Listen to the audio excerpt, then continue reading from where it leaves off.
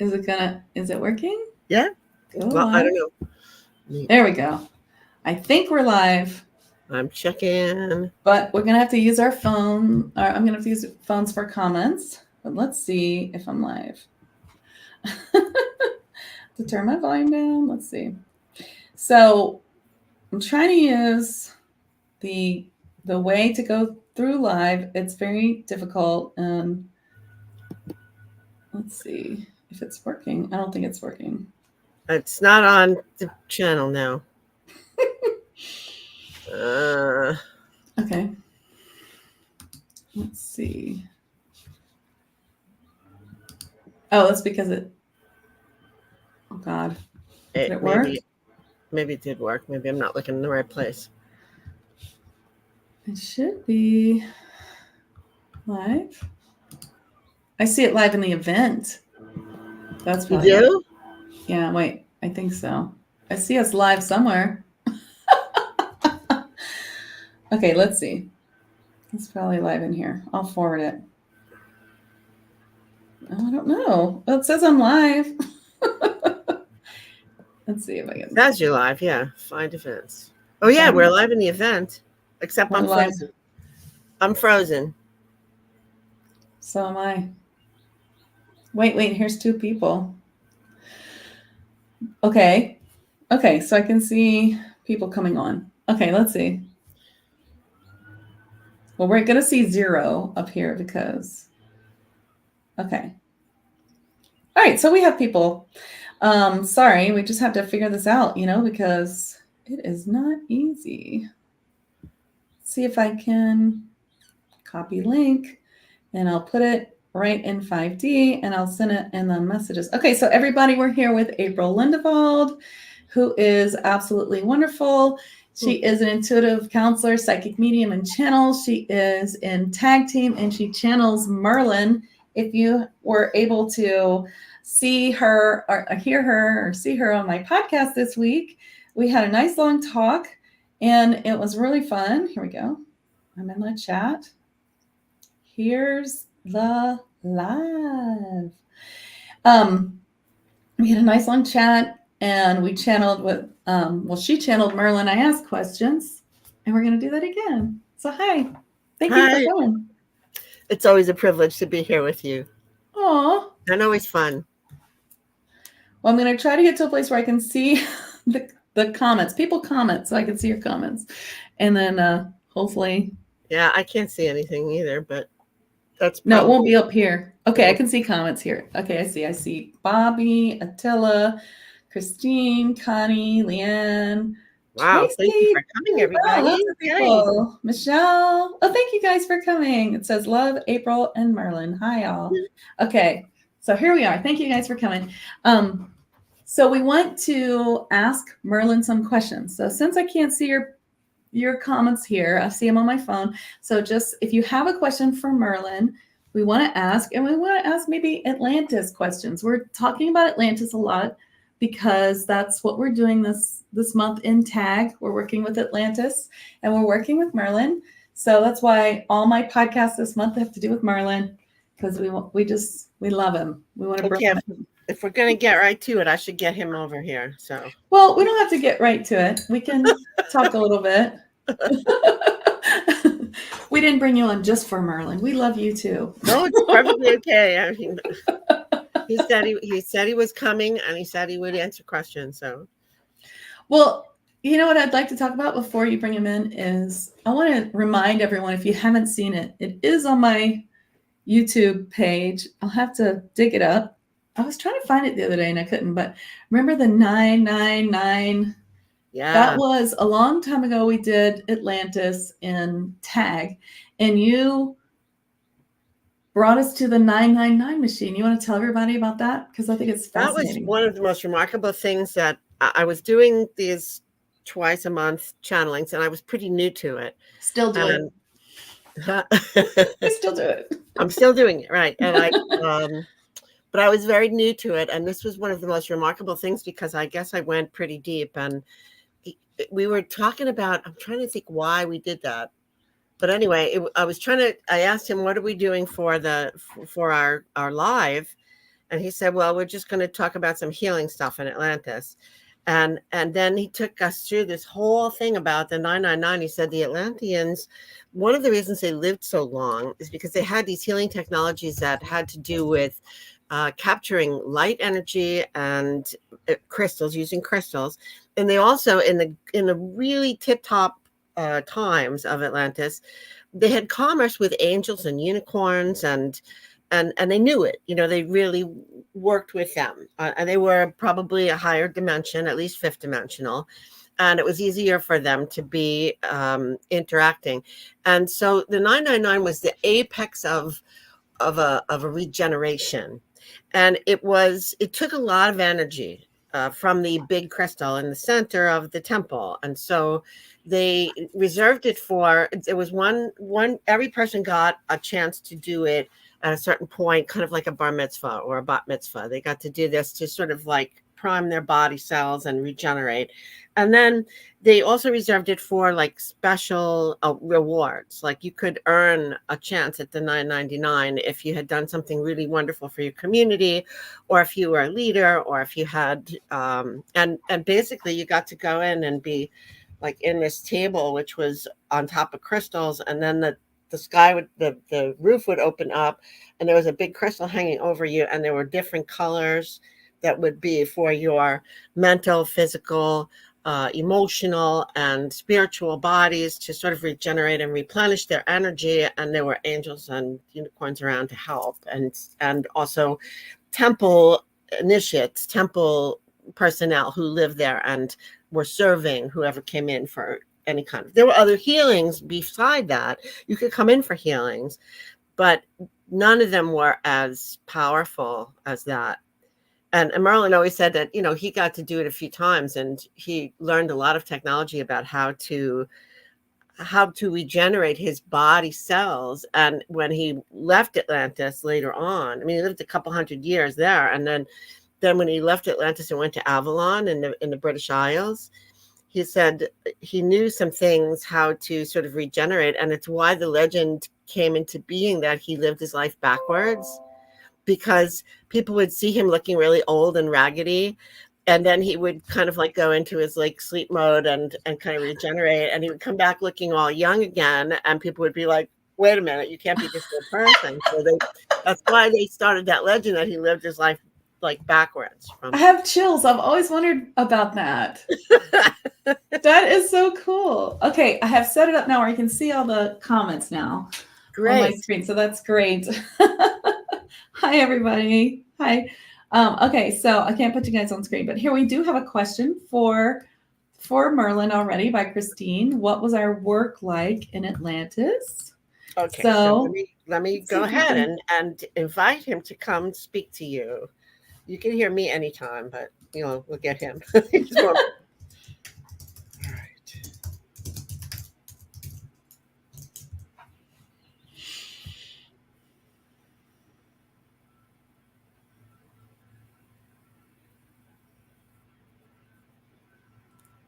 It is very interesting. I'm always pleased and excited to be asked and invited to come and speak with you and teach, and also recount tales of the time we were together in Atlantis. Most of us were there at some point or another, and most of us knew one another, which is why we are gathered here again together today in this new incarnation and new time and space.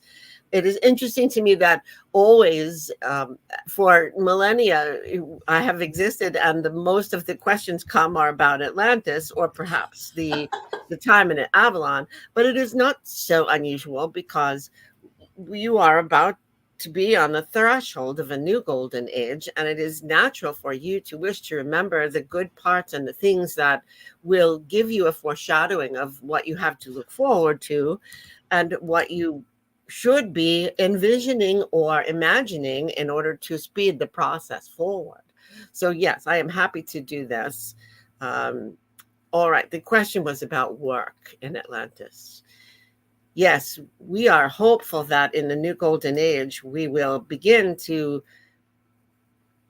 recapture the idea that work and play and purpose are all linked, and that everyone comes into incarnation with certain skills and leanings and preferences and talents that they wish to share for the greater good. When we are fifth dimensional or higher, we do think more about the greater good, not so much our own personal careers or personal aggrandizement or praise or accomplishment. We do not measure success in those terms. We wish to contribute to the smooth running of the civilization.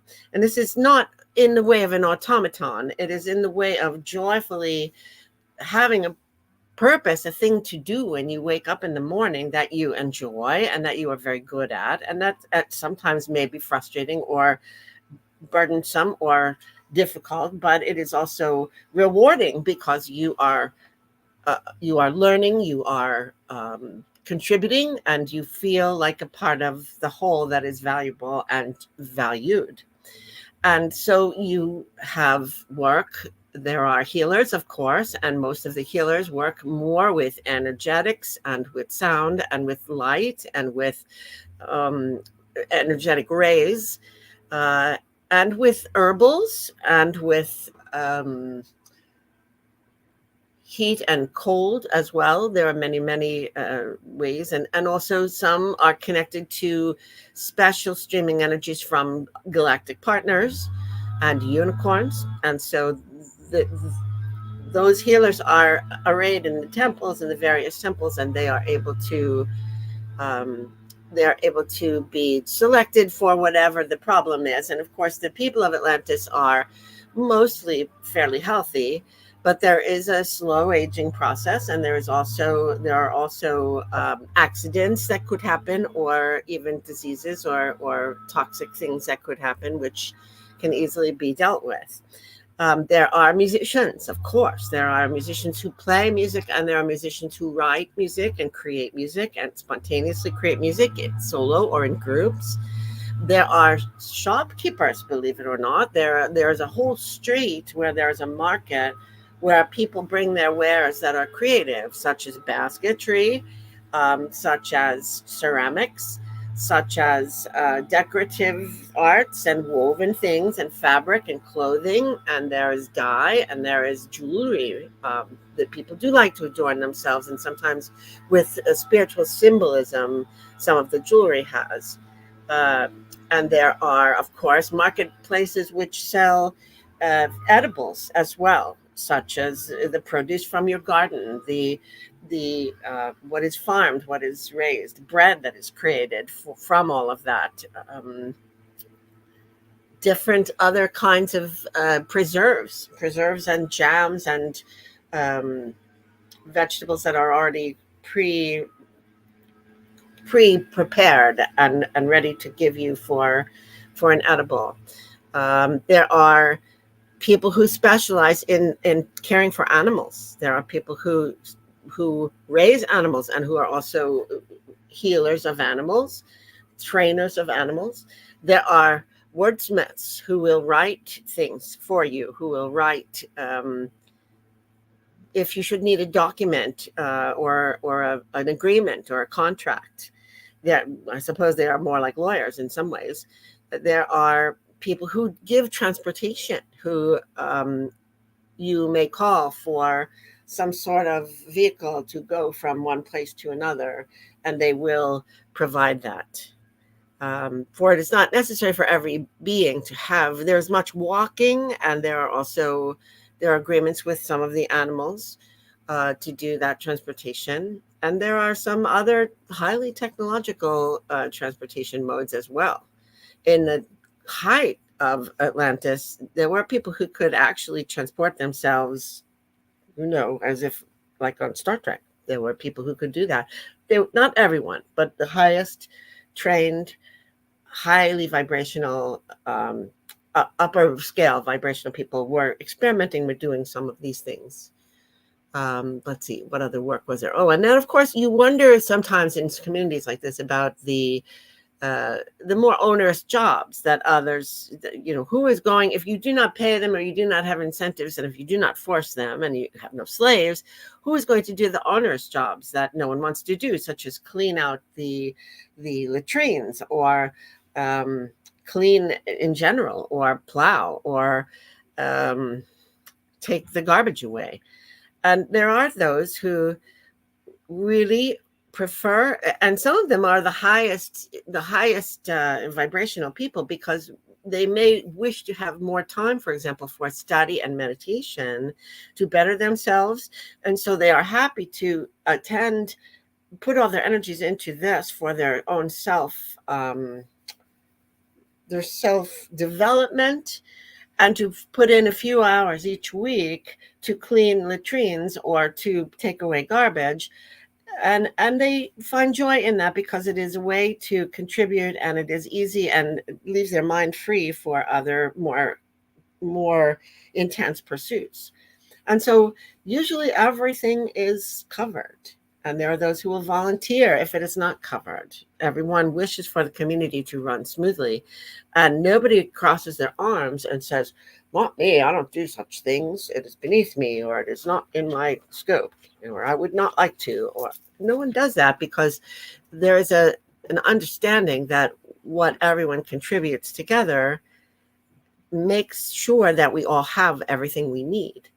And in a time of crisis, for example, of a drought or a pestilence or anything like that, there are many people who come forward to just give their skills, or just their brute strength, or their hands, to contribute with the group to repair or fix or assist with those emergencies that come up in every society. So there is no need for negotiating salaries or fees, and there is none who are without occupation, and there are none who are without their basic needs, and a little more than that. That's beautiful. I love hearing about that. That reminds me of just many things I've been thinking about, and that Michael Tellinger talks about as well.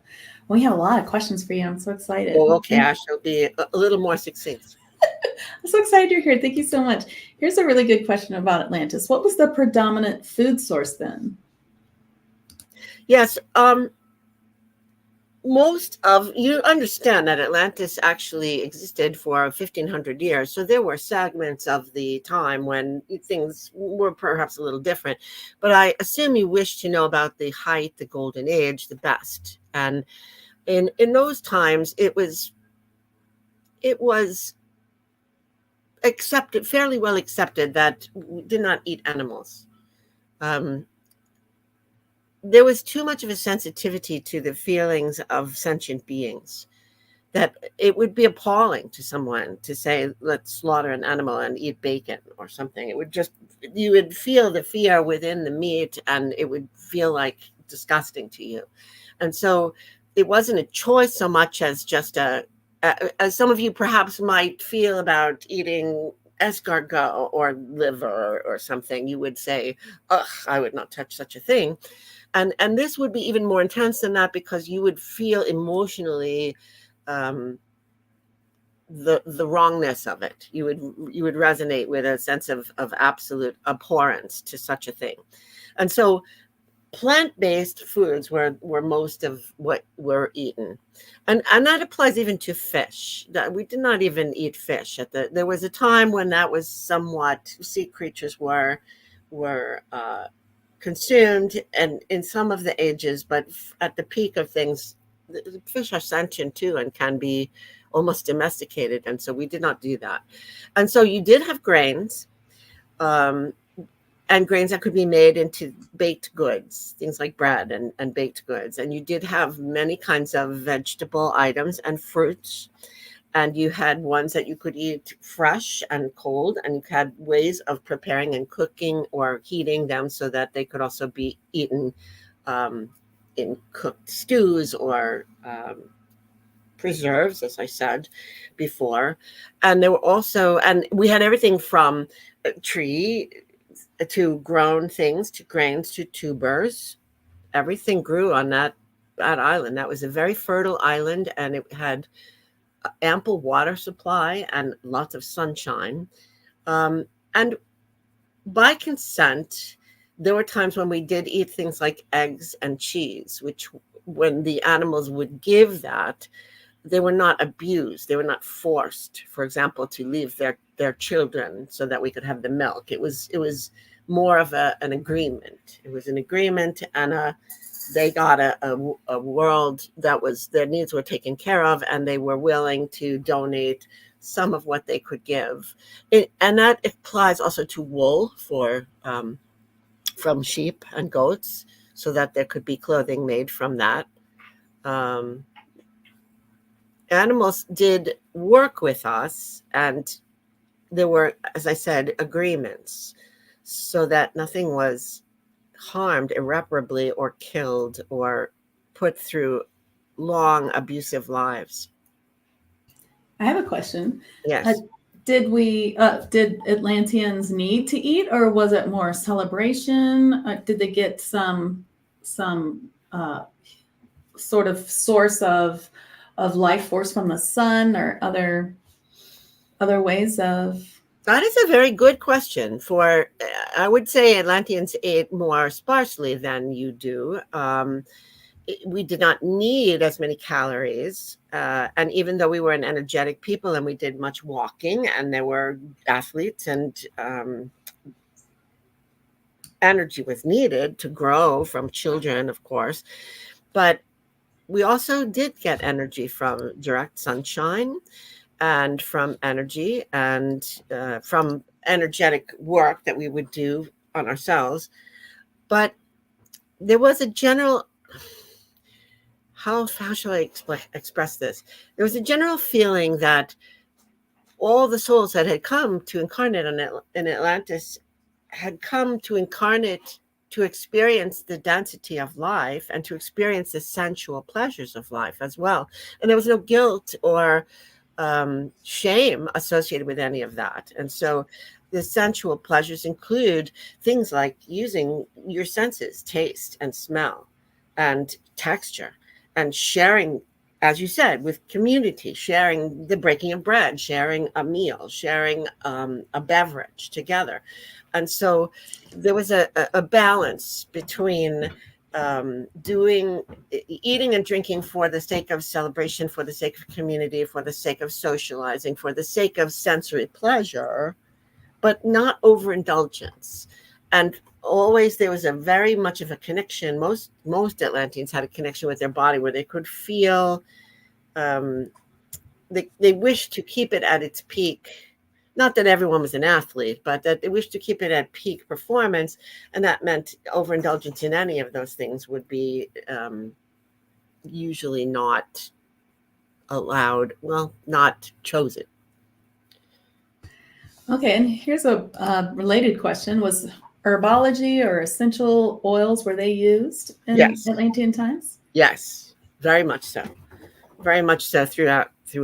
The relationship with each other and the relationship with Mother Earth, and the idea that we were grounded here and that we were here for a reason. I mean, we could be in our spirit bodies somewhere else and not experience all of these things. And so why come? Why be here? Why have this adventure? And so the relationship with Mother Earth had us feeling grateful and connected for all that Mother Earth afforded us. Not just a platform to stand on, but materials to protect us from weather, materials to build homes, materials for our nourishment, materials for our enjoyment, materials for our healing. And so yes, crystals is one thing that comes from the mineral kingdom, and the plant kingdom would provide us with many, many kinds of healing balms and pain relievers and things to boost general health and energy. There were those who were expert in plant lore and herbology and essential oils, and in using them for healing in every arena of healing. As you know, they can be used for physical healing, but also for mental, emotional, spiritual cleansing as well. Okay. And we also have this question. What about an herbal sunscreen, or was that needed? Well, I do not believe our skin was as reactive or as sensitive to the rays of the sun, and in some ways also the there's something that I'm not expert in about ultraviolet radiation and the damage it can do, but that was not a factor so much in the early days, perhaps because of the mantle of protection that was afforded in the atmosphere. But yes, we used the herbal, or we could make creams and balms, and we could make oils to be used to keep skin fresh and youthful, and probably also for protection from any kind of sun drying or sun damage. Okay. Is there a timeline where Atlantis did not sink? Oh, you explore some very. That is an impressive question. I am searching. No, I do not believe so. There are civilizations that exist today in your earth where there are cadres of people who came from Atlantis and brought much with them, and they are still existing. And some of them they're in different dimensions, and so some of them are very close to you and almost perceptible, and some are perhaps living out their lives in a higher dimension that you will not access. But there are key timelines are a funny thing, because if you can imagine going along, in the space-time continuum, and you can imagine a sort of a line where there are many threads, and they, intertwine, and they go off in directions and come together again and go off, and some of them go fairly far in different directions, but there are what I would call, for your benefit, thumbtacks. There are thumbtacks in personal incarnation timelines. There are also thumbtacks in bigger, grander schemes of things where, and this is difficult to explain too, because it almost implies that the death of Atlantis was always known and always expected, and that is not so. There were choices to be made, and it did not have to go in that direction. But once the choices were made, there were varieties and delays and different things, but everything had to culminate at that place where there was an ending. And there are things that are even above my comprehension that only Source understands, because it is a very complex universe.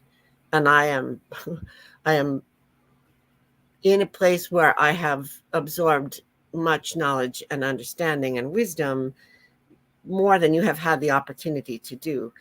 But there are things that we will maybe always ask the question of the mystery of. We can always say, what would have happened had the priests changed things and perhaps avoided this decimation? But there is so much then that would not have happened in the history of humanity, which perhaps needed to happen for all of what Source intended for its own education. That makes sense to me. Really, I hope so. Sense isn't. Well, Jody has a question. Are many of us here to break the cycle of slavery that happened to us and our ancestral line in Atlantis, and take back our power from the evil that tricked us? That's a question. Yes. This has been the powerful. You have heard stories of a powerful neck collar or some sort of enslavement, which did happen very much towards the end. And this was applied to those who did not agree with those that were in power at the time, or those that, the entire society and the willingness to do things was falling apart. And so people were forced to do things they did not feel were correct, and that they were not in line with their own preferences or their abilities. And also they were being subdued because they did not support those who were tyrannical and what they had been doing to the society. And so, there were many who ended up being forced into these very powerful collars. And they were physical. And of course, most of you have been through many incarnations. Since then, you passed away. You do not have a physical collar around you. But the memory and the inhibiting force of that has been strong over the millennia. And many of you have had experience of being limited or held back, or having your memories taken, or being in subservient positions. And yes, it is time for all of that to be dissolved. Most of it has been. And it is a matter of choice. It is a matter of opening your eyes and knowing that you are more powerful than this memory, and that you understand the source of your own power, which is directly from source, and which can overcome any attempt to hold it back or hold it in thrall. And so, yes, one by one, your chains are falling away. Your ignorance is falling away. Your limitations are falling away. Your memories of being abused are falling away, and your wounds. This is all part of your shadow work, and it is all part of your coming out and shining as beacons for all, and showing them that we are, as humans, all beloved children of one source, and all having access to the qualities and the power and the energy of that source. Not something you should worry about now. It is going. It is almost gone. Here's an interesting question, veering a little bit from Atlantis, but what was your favorite life experience here in the 3D? Have you ever been on Earth in the third dimensional aspect, or only when it's been a higher dimension? My life in Avalon, my life with Britain was a beautiful life. It is why it is remembered so fondly by others.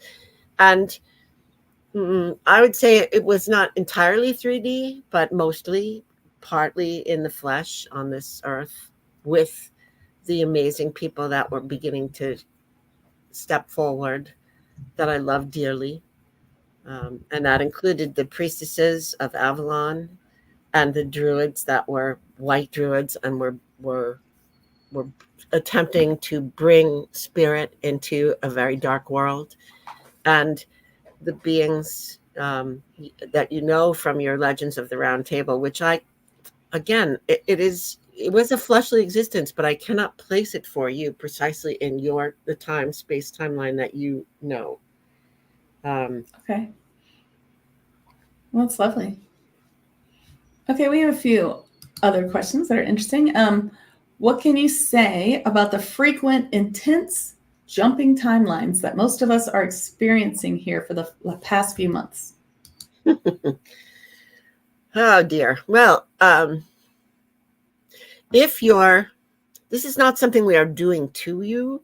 It is something that you are basically exploring yourself, and it is not consistent with each of you. Has a different experience with this. Some have had no experience with it, and others have had a great deal.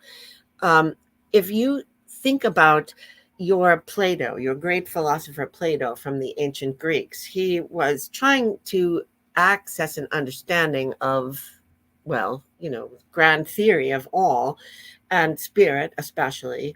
And he had some sort of he wrote about a parable of someone on a trampoline or jumping, and they were obscured from seeing the beautiful life ahead of them. and they could jump on the trampoline, and for a moment they would be in a place where they could see and know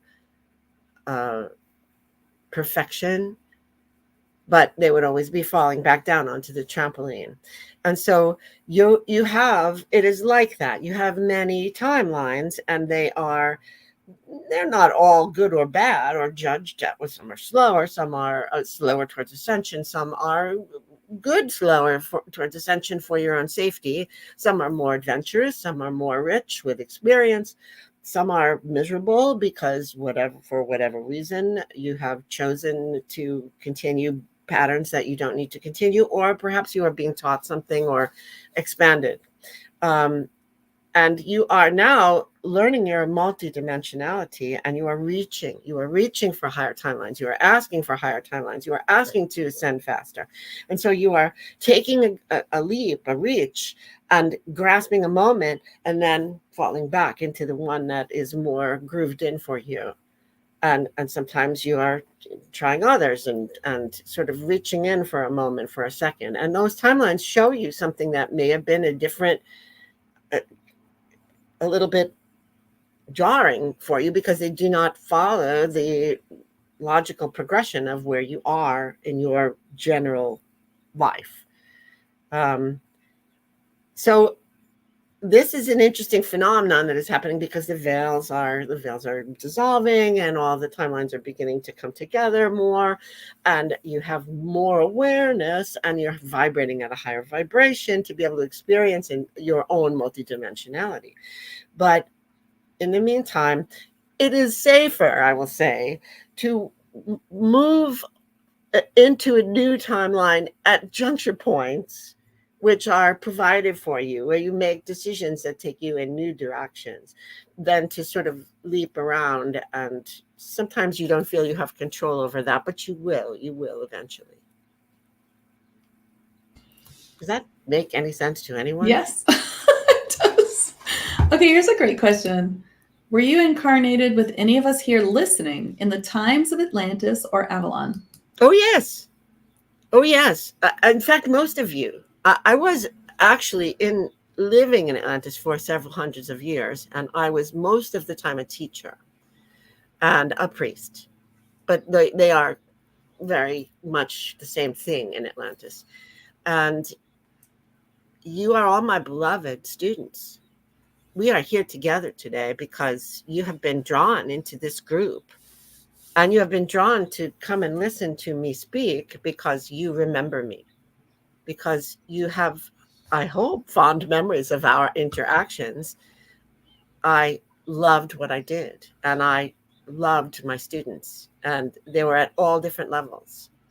And many of you took very, very powerful initiations and became priests and teachers yourselves. And I've been so proud of you. And you have carried those initiations and that knowledge and that deep understanding, which you achieved there through many, many lifetimes and millennia. And it is still within you. It is in your DNA.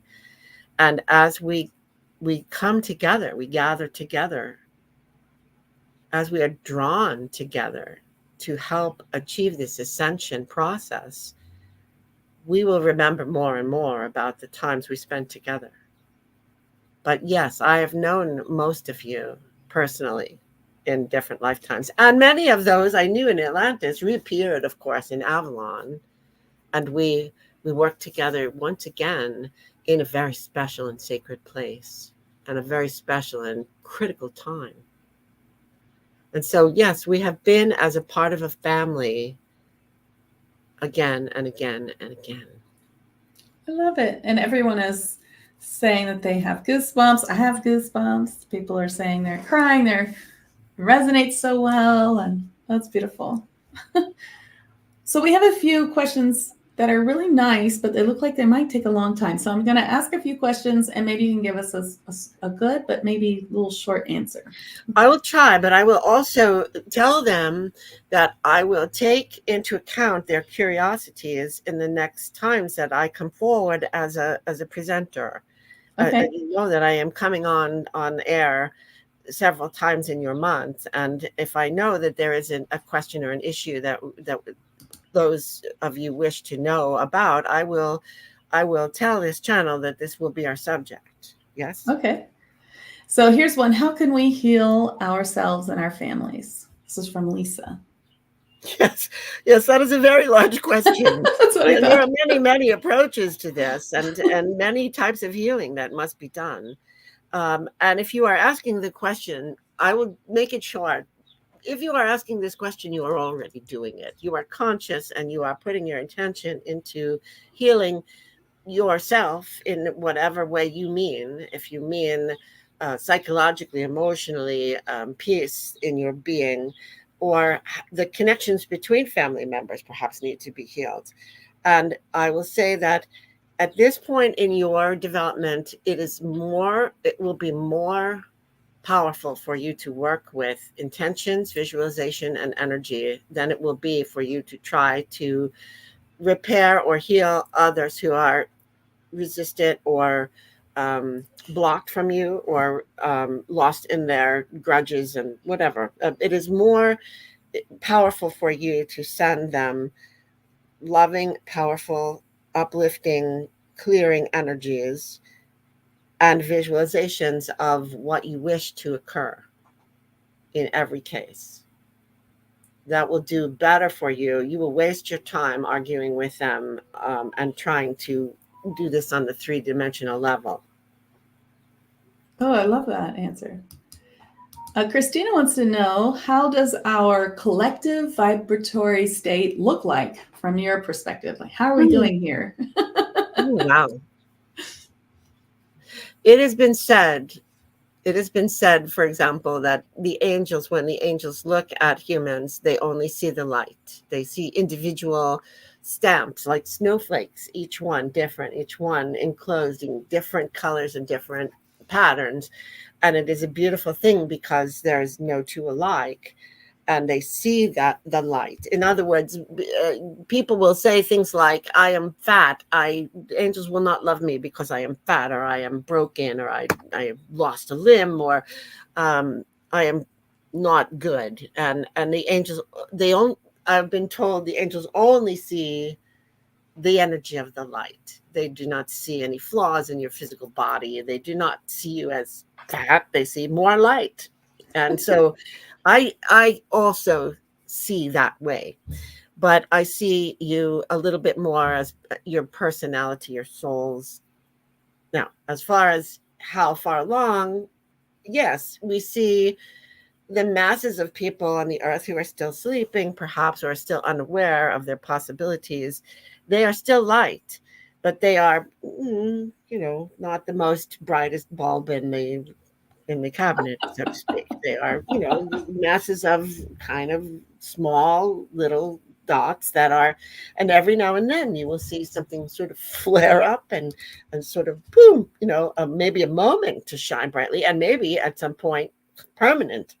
And then you will see the colors come out, and you will see it just like a candle flame that suddenly has gotten to a part of the wick where it is nourished and sort of spurts up in a big flame. And then when we look at the collectives of people who are all over the place, having a moment of like the light bulb going off over their head, so to speak, you understand, oh my goodness, it is not what I've been told. It is this. It is more. It is beautiful. It is good. It is eternal.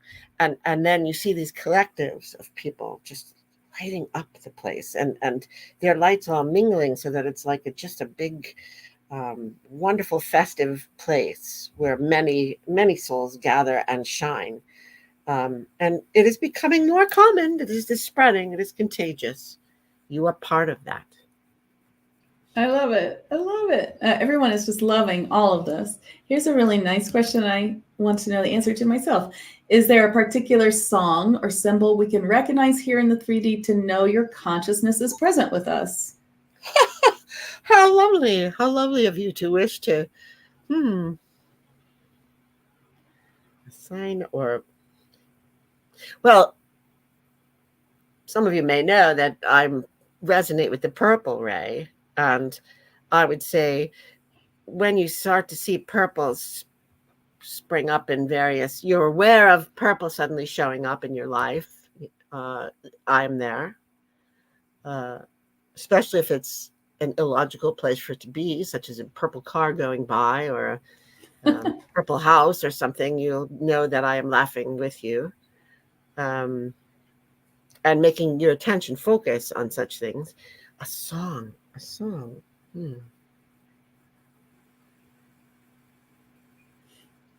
I will say any song that has the word magic in it. I will make it from this day forward that if you are moving around and you hear somebody playing a song and it has the word magic, pay attention, because you're about to get a message. Oh, I love it. That's wonderful. We will play this game. We in the upper echelons here and the vibrations, we wait and wait and wait for your attention, for you to know that we're here, for you to communicate with us. And unfortunately, it is as if it has been, not now, and not you so much, but it has been as if you are walking along your road with your eyes down on the pavement, counting the pebbles and the cobblestones. And we are up there going, hello, hello, hello. We would like to connect with you. And so when you give us any kind of a little opening, a little clue, a little game, something, when you find the dime on the road there with your eyes down, somebody's trying to communicate with you. And if you say to us, oh, whenever I see a dime, I will think of angel so-and-so, then that angel will put dimes all over the place trying to get your attention. And so I will say, watch for the word magic. You see it, you hear it. It is on the wall. It is somewhere. You will know I am waving at you. Oh, well, I am really going to be listening now for the word magic for you. And speaking of magic, and also this is really funny, Katie actually meant to say, is there a particular sign or symbol? I think so. So it's just a happy. I think this would be more fun. Song is more fun. We'll have more fun with this way. And then we have a question from Christina. How can we embrace our magic more?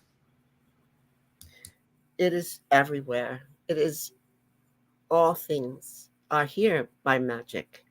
And when you can look at everything in the world and see how amazingly it is created, how incredibly interwoven everything is, and how you fit into this and how you participate in it.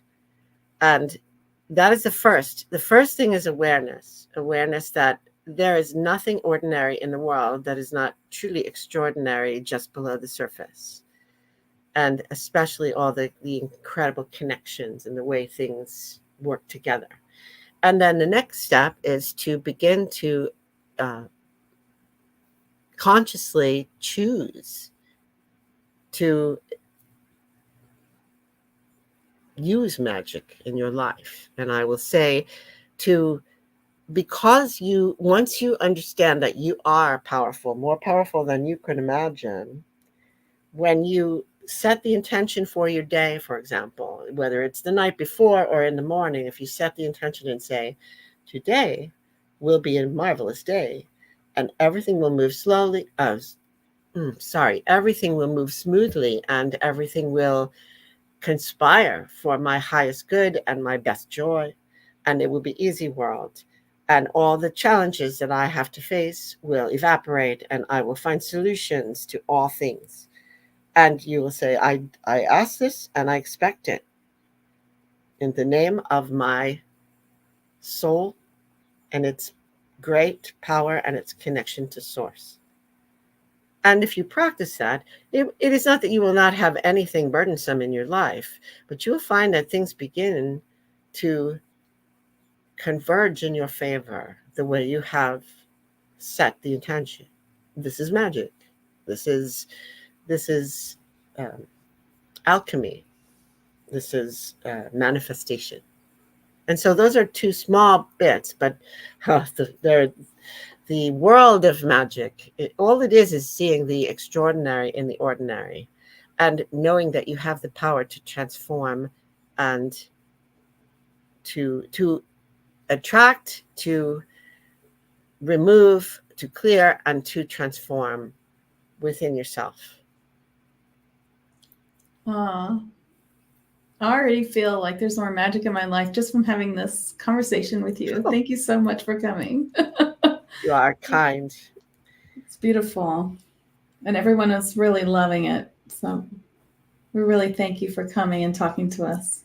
I am always, well, we do not have ego exactly in this vibrational space, but for the memory of ego, I do so much enjoy the attention, and I do so much enjoy having the connection with such amazing people, and those of you who I already have known, and I am willing to be connected with at any time you wish, and willing to be a teacher once again. Oh, we really enjoy it. Thank you so much. My pleasure, truly. And are we closing? Yes, we're closing. Let's bring April back. I will withdraw with a blessing for all of you, that your curiosity and your desire to grow and your open hearts that are so filled with love and wonder are a blessing to this world. And therefore we bless you, all of us here, your angels, your guides, the galactics, the Fae, all of the elementals who walk beside you. We bless you. We are here to help at any time, and we revere your courage on this journey. And we'll see you again. Thank you for this opportunity. Thank you so much.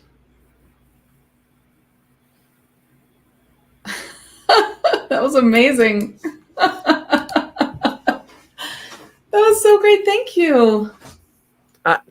It's amazing for me because, and this is good because I know a lot of you there do channel now or are studying channeling or are exploring it.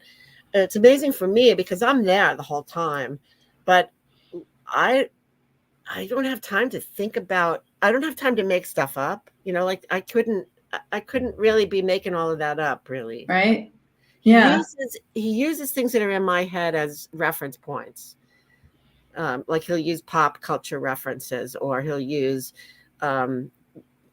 parables that I know, where it's like this, but it's not coming from me.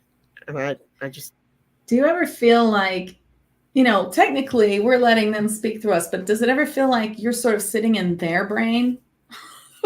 Like watching them? Sometimes I feel when I trans-channel, it's like I'm watching his thoughts or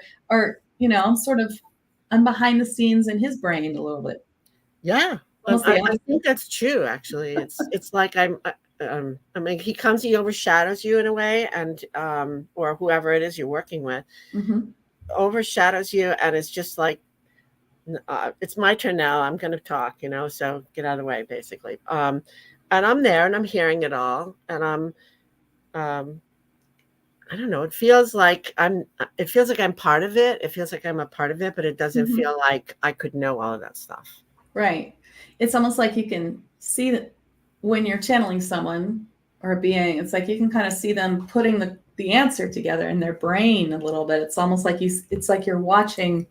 I mean, sometimes. Yes, they do. It's really fumble. Cool. They can fumble. He fumbles sometimes with language or with how to describe something that in a way that's understandable to us, or the right words. Yeah.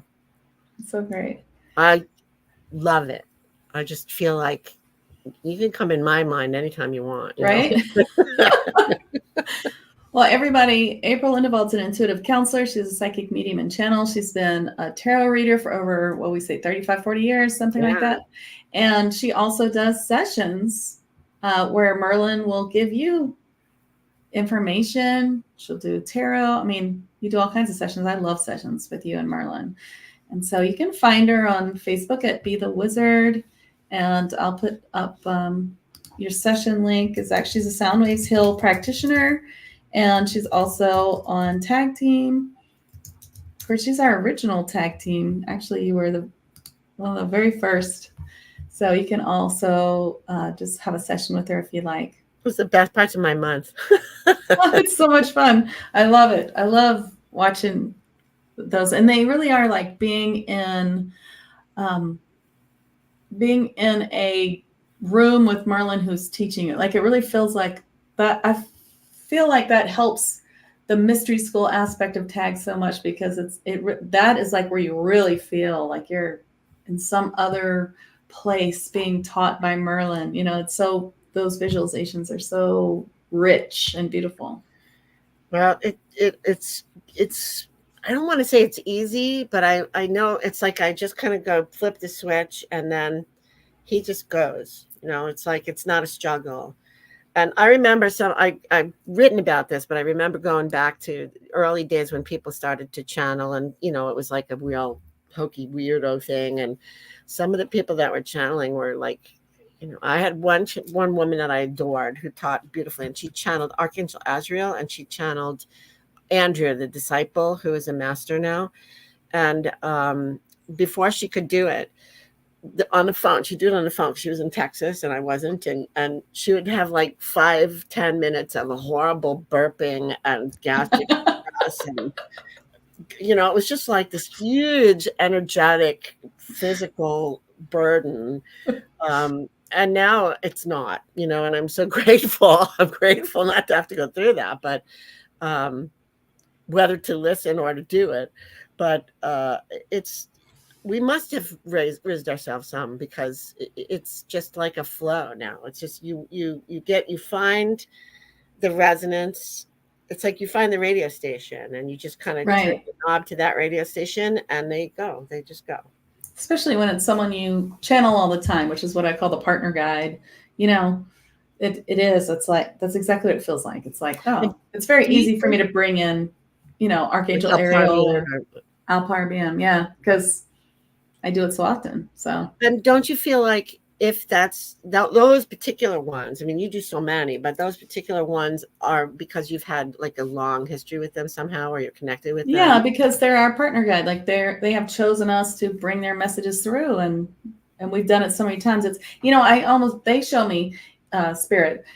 It's like neurotransmitters in your brain. It's like you've done it so many times, it becomes wider. And it's like it's a channel, it's a connection. It's very easy to plug into once you do it a lot. And I always tell my trance students, the more you practice, the faster and the easier it is to get into it. That totally makes sense. And just quickly, do you think that might save us from Alzheimer's?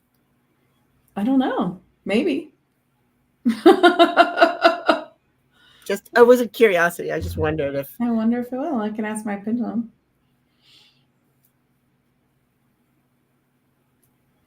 Well, they're saying, they're saying not quite Alzheimer's, because that's they're showing me that's deposits in the brain. It's physical, right? Yeah. Yeah, but they're saying if you were to have like a stroke, and then you had to build new neurotransmitters, this is something that could help. But they say there's many ways to help that. I don't really understand, but that's what they're just showing it to me that way. Okay. So everyone who's here, if you want to get in touch with April, she's wonderful. And if you're in tag, you already know how wonderful she is. She's live all the time. And you can see some of her lives from past tag that are live in Facebook. You can search her on my channel at Soundwaves Hill. I mean, on YouTube, sorry. On YouTube, we've put a few of them up in YouTube so you can watch some of them. And you've been doing it as long as I have. So like 2018. So it's wonderful. That long ago? Wow. I think so. Well, maybe not. Maybe it was quite. 2019, right. 2020s. Well, 2020 is when we started doing a lot of tag team. Because 2020, I had already started channeling Merlin, and then the pandemic hit, and it was like I couldn't do anything else but go online. So, I really paid attention a lot to this community. Yeah, a couple of years. It was a very important part of that became the first thing in my life at that moment. Right. Those tag's been wonderful. It's wonderful for me too. Yeah. And that's actually what I was going to say. Sometimes when I channel beings, like for tag, when I do the masterclass and they're brand new beings to me, it can be slow. It's not like, if I bring through Zabayo or Zabayo is new, but he's still I really strong. love Zabayo. I love Zabayo. So much fun. Yeah, since he's a real strong partner guide, so he comes through very, very strongly. And when I do those masterclass, I really have to edit them because there's a lot of spaces in between the words. But when I channel one of my partner guides, then it's easy and it just flows. And it's different. So practice, everyone. Yeah. I feel like being a voice teacher and now being a being a channel teacher. Practice is always key. Practice your Reiki, practice your channeling. Well, thank you, April. Thanks for coming on. And thank you all for being here. We really appreciate it. Thanks for coming. And thank you, Rachel, for inviting us. We enjoyed it very much. Oh, I loved it. Okay, bye, everybody. Bye.